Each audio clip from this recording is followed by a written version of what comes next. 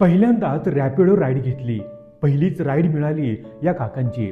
Proper मुंबईकर, मुलगा बोस्टनला MS करतोय, south मुंबईत घर, सगळं देवाच्या कृपेने व्यवस्थित आहे असं काकांचं म्हणणं। 60च्या वर वय, मोठ्या कॉर्पोरेट कंपनीत उच्च पदावर नोकरी केली। एकूणच सगळं छान। म्हटलं आराम करायचा तर म्हणाले बसून करायचं काय।